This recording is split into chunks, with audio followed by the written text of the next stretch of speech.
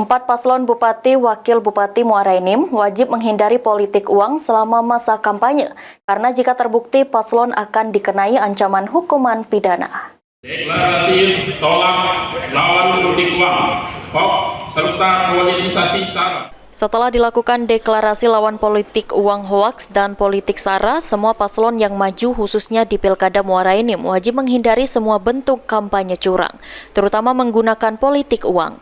Bawaslu hingga ke tingkat desa akan selalu memantau setiap kegiatan kampanye yang diselenggarakan oleh keempat paslon di Muara Enim. Ketua Bawaslu Muara Enim Zainuddin menegaskan semua paslon bupati dan wakil bupati agar patuh akan aturan bersama semua lapisan tim pemenangan. Jika terbukti terjadi politik uang, akan ada ancaman eliminasi sebagai peserta pilkada dan hukuman pidana. Sesuai dengan ini nanti kita tidak lanjuti, itu bisa sampai nanti apabila pada saat kita tidak lanjuti sampai ke pasangan calon, itu ada sanksi secara pidana maupun sanksi untuk diskualifikasi, termasuk juga pelanggaran APK.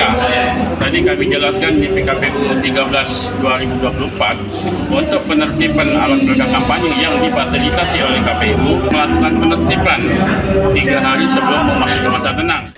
Bawaslu Muara Enim mengajak semua lapisan masyarakat ikut mengawasi jalannya tahapan kampanye. Jika melihat adanya indikasi kecurangan, segera laporkan ke Bawaslu sebagai bentuk pencegahan adanya kecurangan. Mardiansyah, PAL TV.